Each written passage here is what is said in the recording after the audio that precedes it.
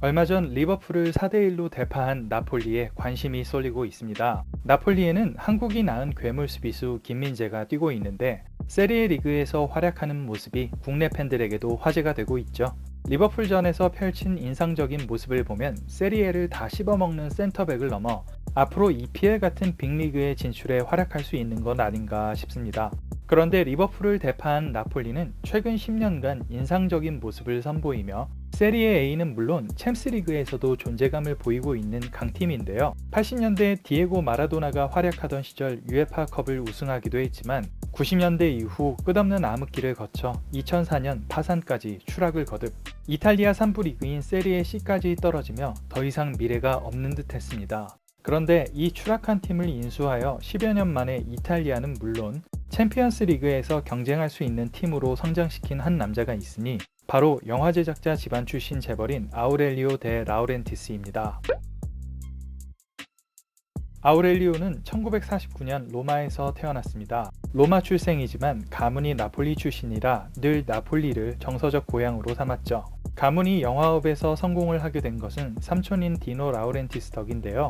킹콩을 제작한 명프로듀서로 알려져 있습니다. 디노는 할리우드와 이탈리아 영화계의 협업을 이끌었던 선구자였는데 원래 변호사로 활동하던 아우렐리오의 아버지가 동생의 사업을 돕게 됩니다. 이 회사는 오늘날 이탈리아의 영화 제작사이자 극장 체인을 보유한 필마우로인데 삼촌인 디노가 아우렐리오의 능력을 인정해 오늘날 필마우로의 회장이 됩니다. 필마우로는 400편이 넘는 영화를 제작한 대형 제작사로 할리우드와도 협업 중인데 주드로, 안젤리나 졸리 주연의 월드 오브 투모로우를 제작하기도 했죠. 아우렐리오의 자식 중 루이지는 필마우로 산하 타 축구 구단인 SSC 바리 구단주이며 둘째인 에두아르도와 막내딸인 발렌티나는 배우로 활동하고 있습니다. 자식들이 각각의 방식으로 3대째 가업을 이어나가고 있는 것이죠. 90년대 나폴리는 끝없는 추락을 경험하게 됩니다. 마라도나가 91년 코카인 양성 반응으로 징계를 받아 팀의 경쟁력이 떨어지고 당시 나폴리 구단주였던 펠라이노 회장의 스캔들로 구단꼴이 말이 아니었죠. 결국 2004년 나폴리는 7천만 유로의 빚으로 인해 파산하게 됩니다. 이때 나폴리의 오랜 팬이었던 아우렐리오가 3,400만 유로를 들여 인수에 나서고 당시 3부 리그 팀 나폴리를 세리에 A 우승 경쟁을 하는 팀으로 만들겠다 공언하죠.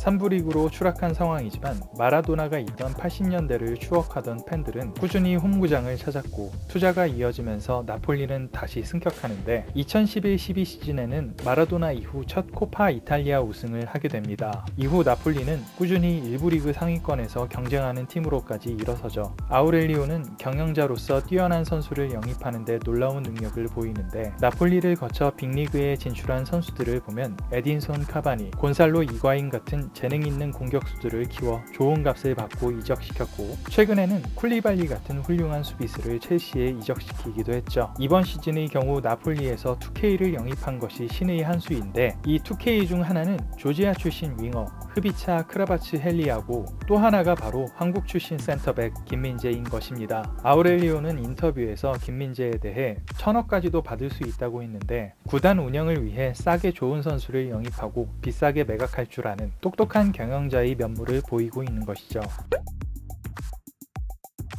현재 나폴리는 리그 선두를 다투며 팬들을 즐겁게 하고 있지만 아우렐리오는 열정적이면서도 냉정하게 운영하는 경영자로 꼽힙니다. 최근 아우렐리오는 아프리카 선수들을 영입하지 않겠다는 입장을 발표했는데 겨울에 열리는 아프리카 네이션스컵 때문에 주전 선수들이 대거 차출되면 아직 한창 리그 중인 나폴리의 스쿼드에 영향을 미치는 것이 짜증나는 것이죠. 막대한 돈을 쓰는 프로구단에서 이런 식으로 경기력에 영향을 받게 되면 구단 수익에 막대한 영향을 받을 수 있으니 나폴리는 다른 길을 가게 된 겁니다. 그러나 아우렐리오는 한편으로는 무척 낭만적인 남자입니다. 나폴리 리즈 시절을 이끌었던 마라도나가 2020년 사망하자 나폴리의 가장 아름다웠던 시절을 기념하며 홈구장 이름을 바꾸기도 했죠. 그리고 영화 제작자 출신답게 마라도나에 대한 다큐멘터리를 제작할 예정인데 넷플릭스에서 엄청난 화제였던 마이클 조단의 더 라스트 댄스와 같은 연속 시리즈 다큐멘터리로 제작할 예정이라고 합니다. 아우렐리오의 자산은 2억 달러, 우리 돈으로 2,700억 정도라고 합니다. 유럽의 부호답게 아우렐리오는 요트도 소유하고 있었고 베버리 힐스에 있는 어마어마한 저택은 한 달 4억의 월세를 주고 있습니다. 1000평이 넘는 이 저택은 구입 당시 30억가량 주고 재건축을 한 것인데 현재 월세만 4억이고 매각할 경우에는 500억가량 받을 수 있다고 하니 경영만 잘하는 게 아니라 재테크도 기가 막히게 잘하는 사람이네요. 나폴리와 김민재의 동행이 언제까지 이어질지는 모르겠지만 헤어질 때까지도 서로 윈윈 할 수 있었으면 좋겠습니다. 단판 승부로 모든 것을 말할 수는 없지만 그래도 훨씬 적은 자본을 가진 나폴리 같은 구단이 리버풀 같은 최상위 빅클럽을 잡는 경기를 볼 때면 돈이 중요하지만 돈이 전부가 아니구나 하는 생각을 하게 됩니다. 사우디 왕자, 헤지펀드 매니저 같은 돈 많은 구단주가 아니어도 비교적 적은 자본으로 똑똑하게 운영하는 구단주들 덕에 축구판이 더 재밌어지네요.